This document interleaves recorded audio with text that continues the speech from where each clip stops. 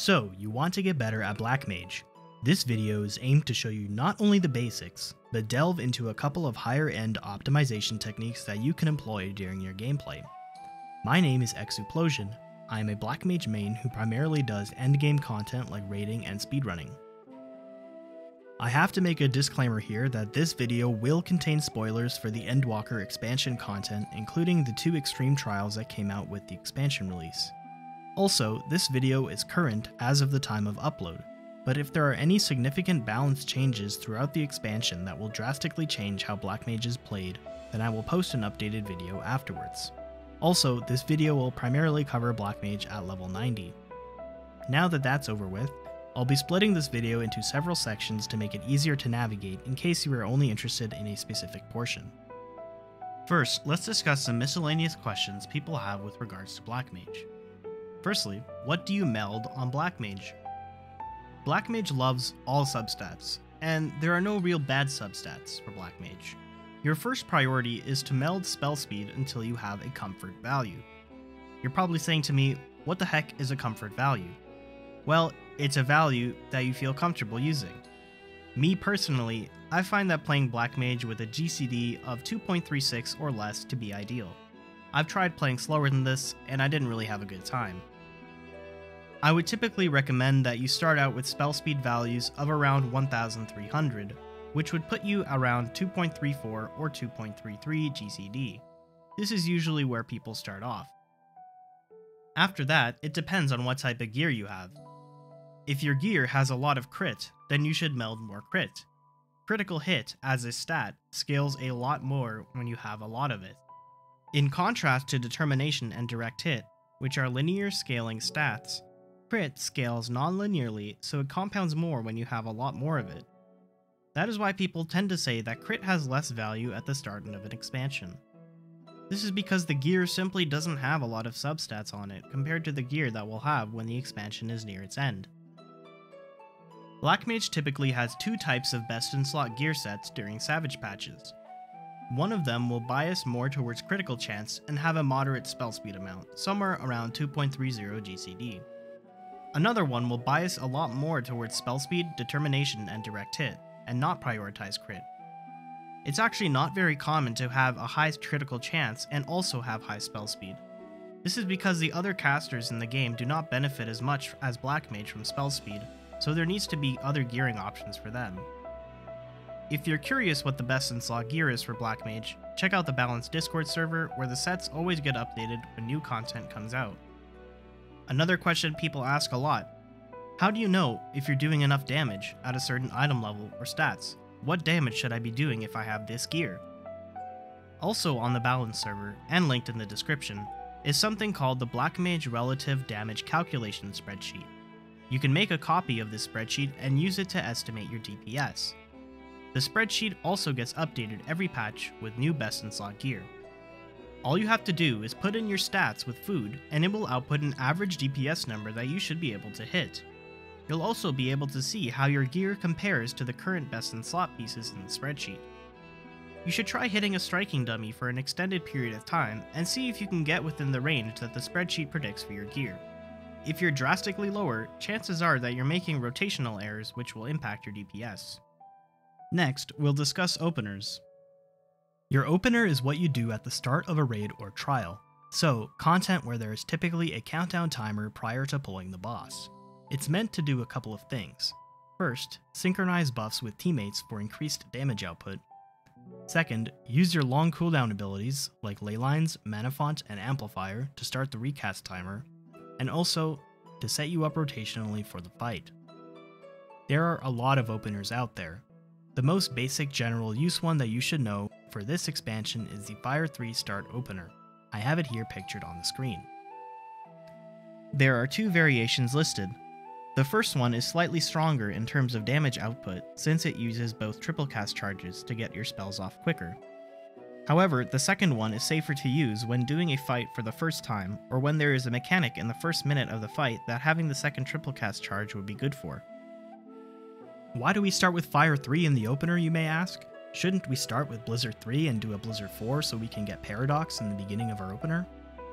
Well, sure, you could do that, but with the way openers work, you are effectively backloading a lot of your damage output, so if you do a Blizzard 3 start opener, you are contributing less raid DPS than if you were doing a Fire 3 start opener. That doesn't mean a Blizzard 3 start opener is bad, just that a Fire 3 start opener will be better in most situations. So here is the basic opener. You'll want to use Sharpcast before the pull starts. If you get a 20-second countdown, which is the most common countdown number I've seen, you can pop Sharpcast anywhere between 20 and 12 seconds left on the timer. You do have quite a bit of leeway, but I recommend doing it whenever you see the countdown start. We start with Fire 3, precast at -3 seconds. This means that it will hit the boss at 0 seconds on the timer.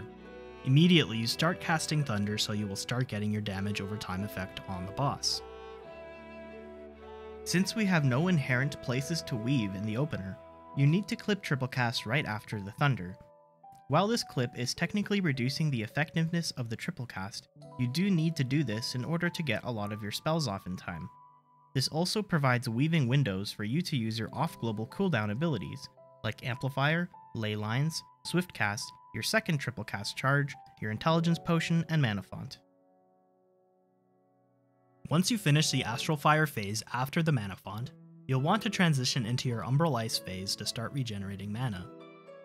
In the opener pictured, we use Xenoglossy followed by Paradox and then Blizzard 4, then the Thunder proc that we received from the starting Thundercast. Why do we do it in this order? Firstly, the Xenoglossy will fall into early 20-second raid buff, such as a Reaper's Arcane Circle, and the Paradox will fall into other 20-second raid buffs like Dancer's Technical Finish. The Thunder 3 proc is last, so as to allow the initial cast of your Thunder to tick longer. It will also catch long buffs like a Summoner's Searing Light. The Xenoglossy in this opener can also be removed if it would be needed for movement later in the fight. Openers are flexible and can be adjusted based on the encounter. Leylines in the opener is typically used around 10 seconds in, but occasionally a fight may prefer a pre-pull Leylines. This is when you use Leylines at 4 seconds in the countdown before you precast Fire 3. When might you do this? If a fight makes you leave Leylines earlier, such as an E10S Shadowkeeper, then you would tend to pre-pull. Or imagine a fight that phase changes at 2 minutes and 30 seconds.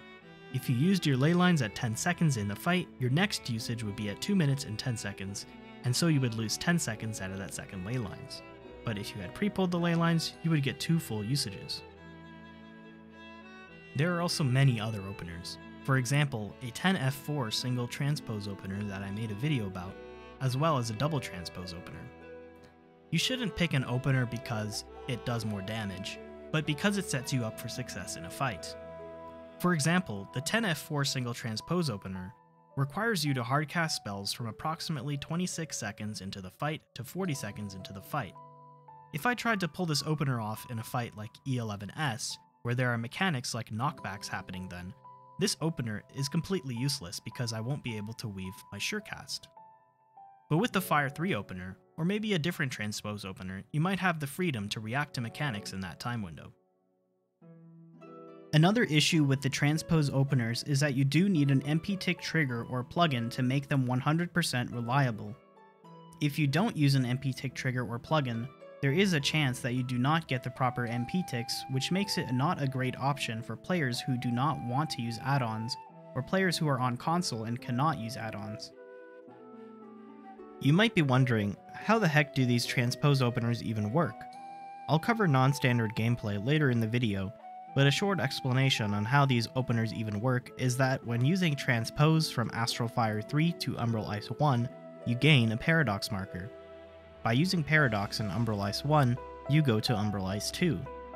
Combine it with Lucid Dreaming, which gives 550 mana every 3 seconds while you're in Umbral Ice, you can reach close to maximum mana just by doing this, either by casting a Fire 3 from Umbral Ice 2, which is a slow cast, or by using several fillers like Xenoglossy and Thunder 3 proc to transpose a second time into Astral Fire 1, taking into account the amount of mana that you get every 3 seconds while you are in Umbral Ice 1 or Umbral Ice 2.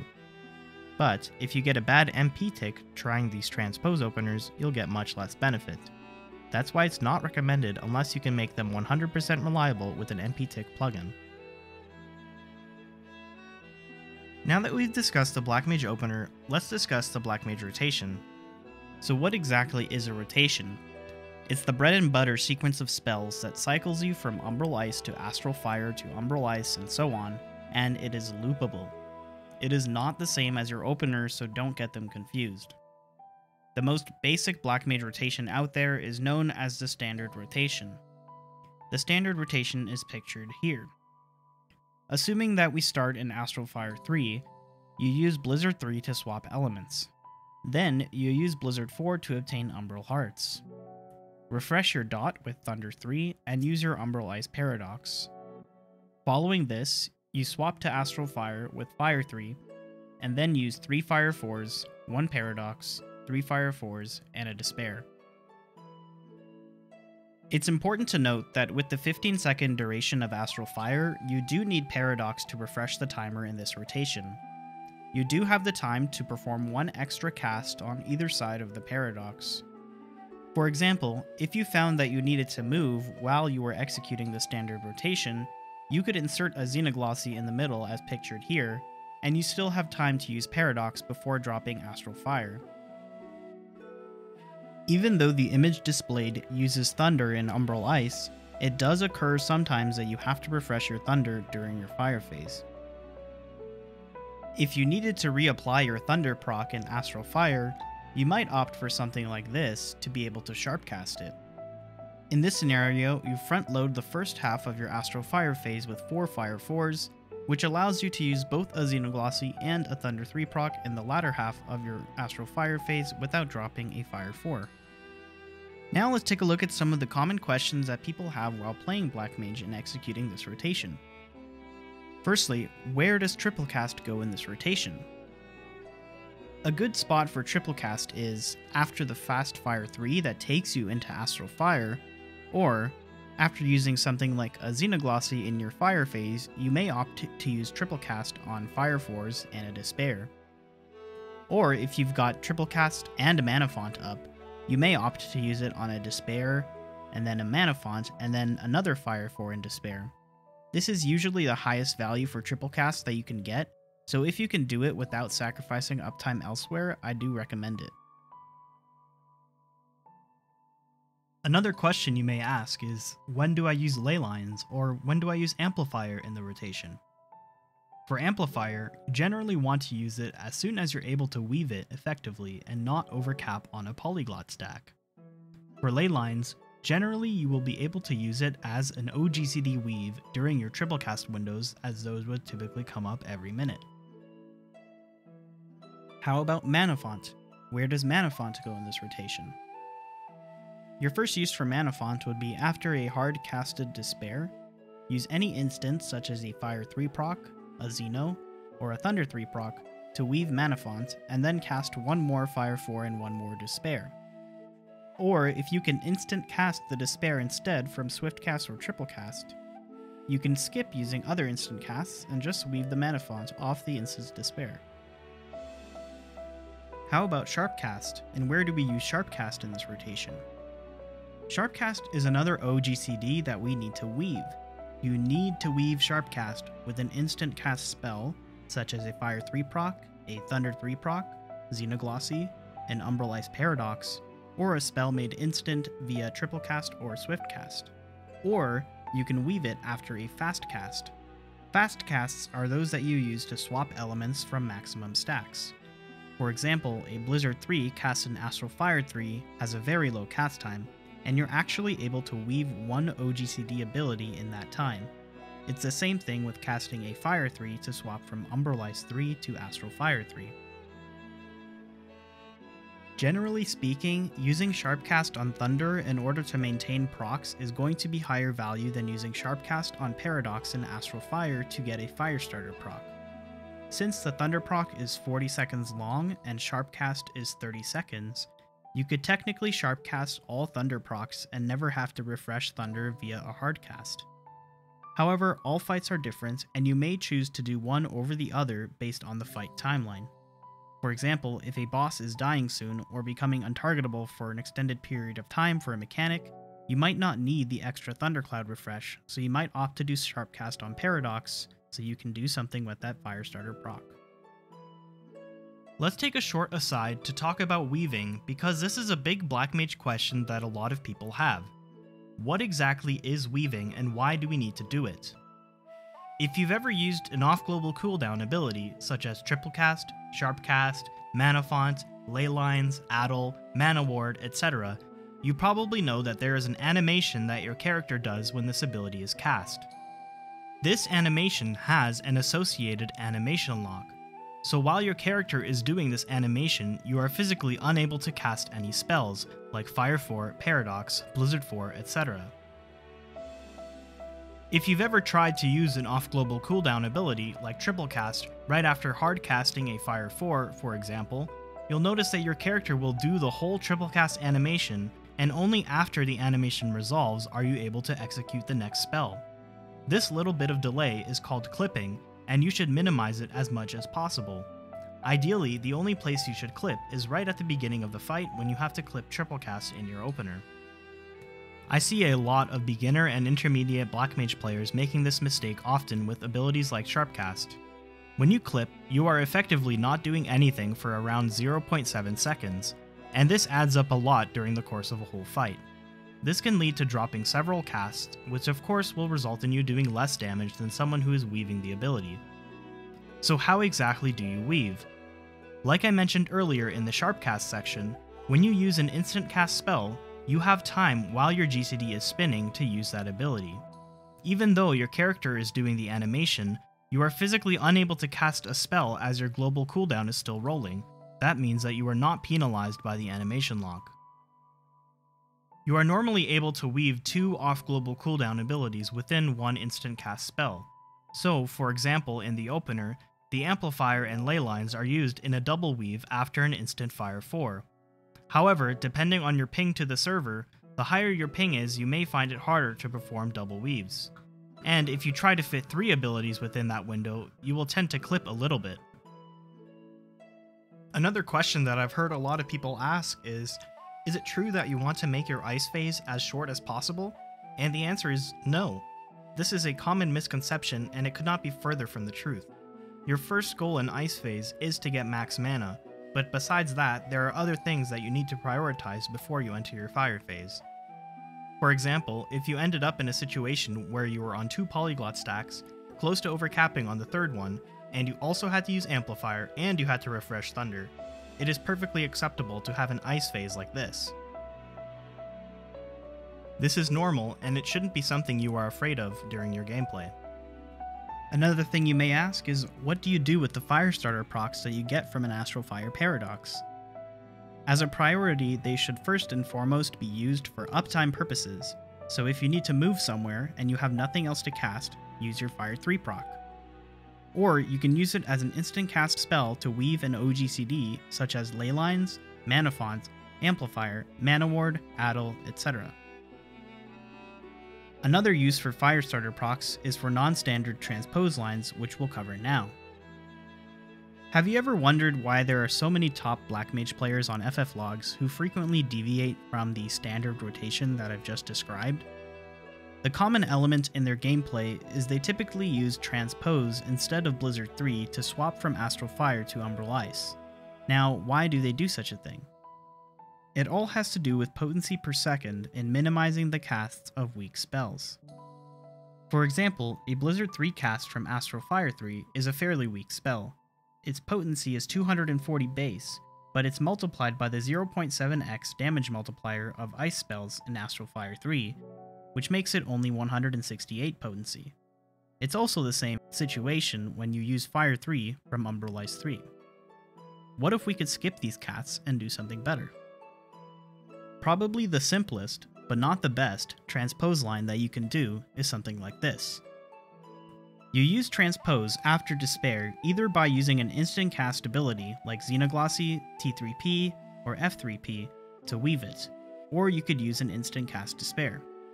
Then, as soon as you transpose, you use Paradox and Umbral Ice. This is an instant cast ability that takes you from Umbral Ice 1 to Umbral Ice 2 in this scenario. Then, while you're in Umbral Ice 2, you cast Fire 3, which is a slow cast.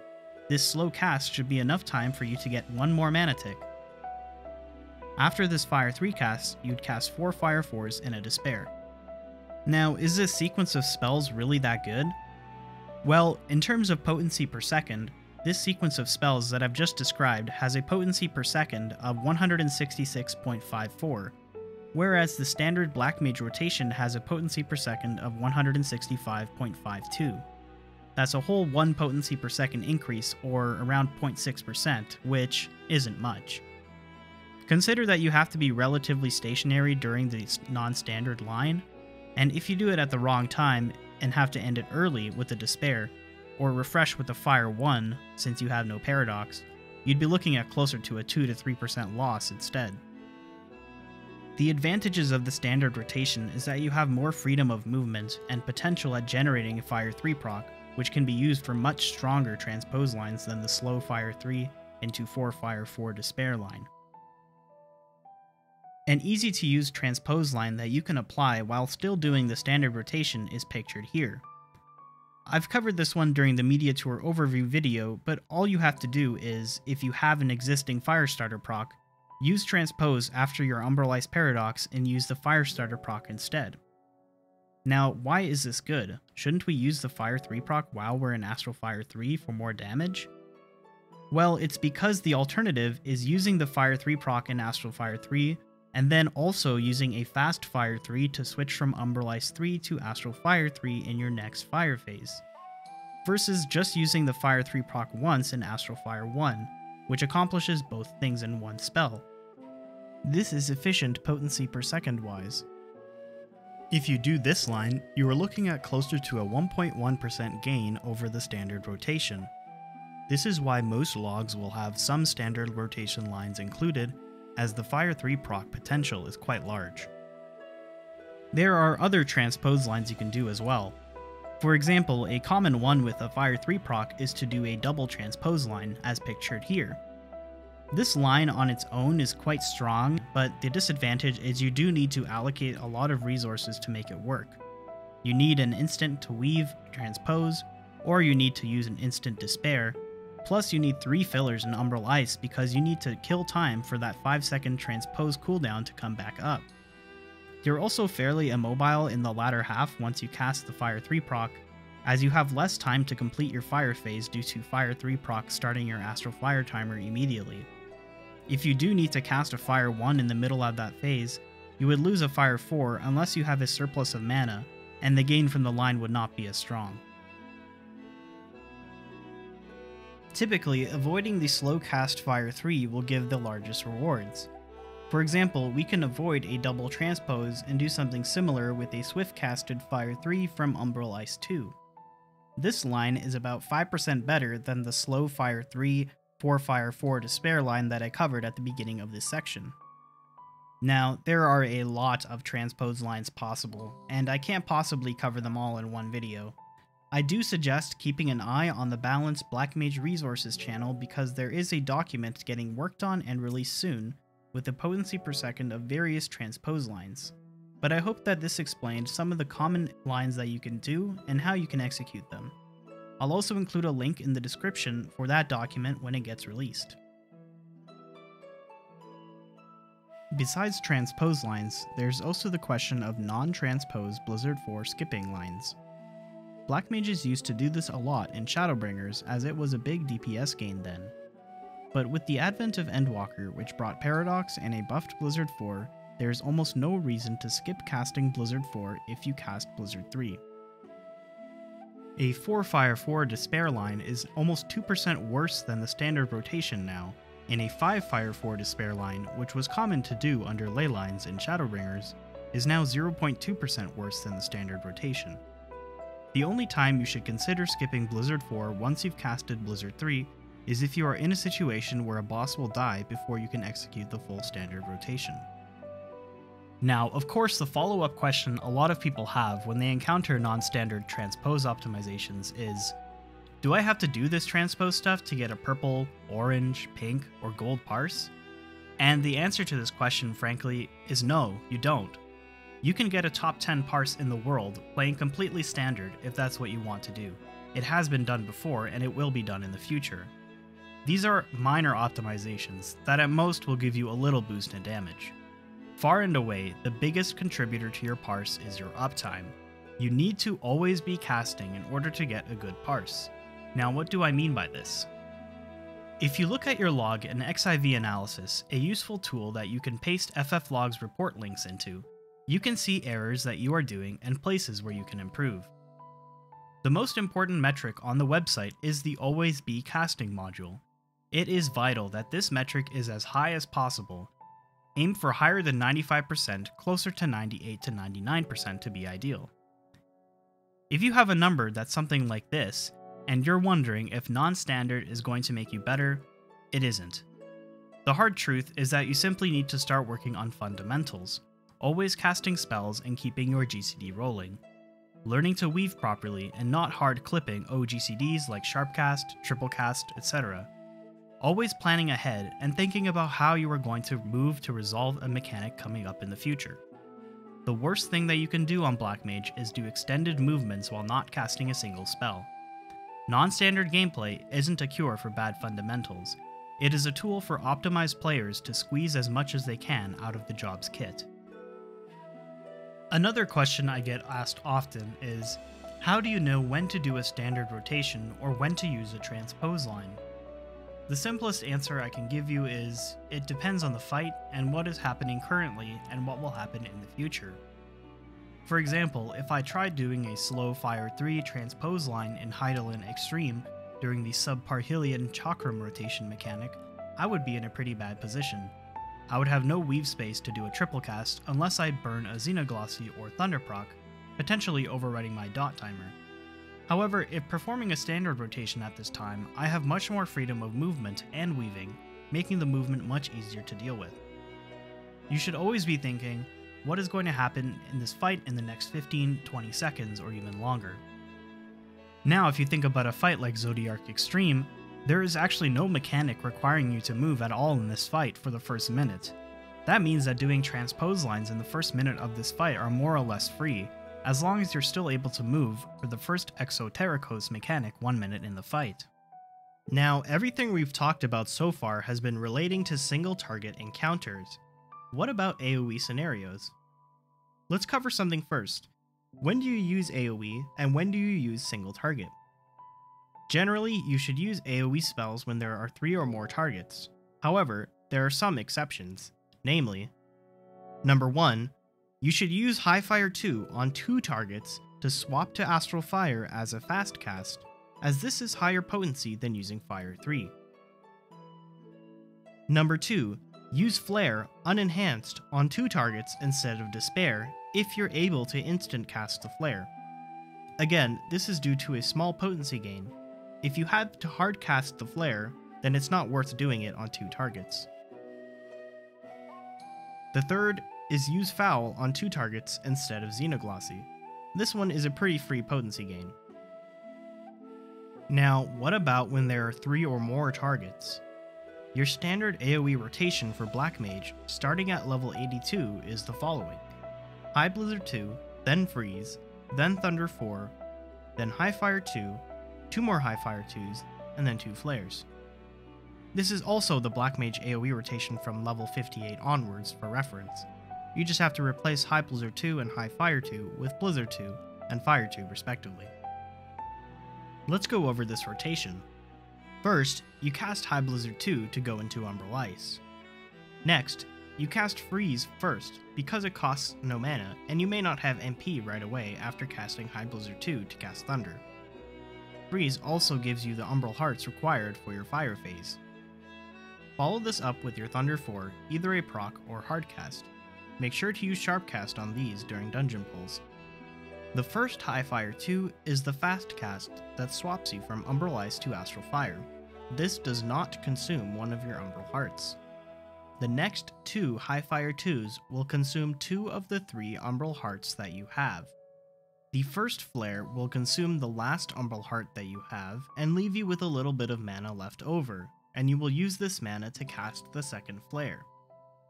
Now, a common question people have here is, why do we need to cast the third High Fire 2? Can't we just use 1 in Astral Fire to get the enhanced Flare buff, and then use 2 Flares afterwards?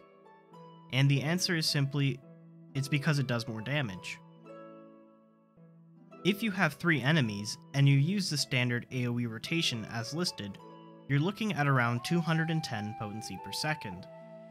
But if you skip a high fire 2, your AOE rotation would be around 204 potency per second. That's around 3% worse. It doesn't mean a whole lot in terms of a dungeon, but if you care about maximizing your damage, then cast the extra high fire 2. However, if the dungeon mobs are dying quickly, you can opt to skip one of the high fire 2s so that you can get into your flares quicker. Also, if you have Triplecast up, you can skip one of the high fire 2s. You can weave Triplecast after your fast cast high fire 2, and then use the charges on an Astral Fire 3 high fire 2, and then 2 flares. Add in Manafont and Swiftcast, and you can do a 3rd flare. Foul in dungeons can be used pretty much whenever, although I recommend using it pretty much solely in your ice phase, or use it to weave Swiftcast or Triplecast in your fire phase if you need it to use on flares. Thanks everyone for watching, and be sure to stay tuned for more Endwalker Black Mage content. If you enjoyed the video, please feel free to like, comment, and subscribe, and share with anyone you think would benefit from watching.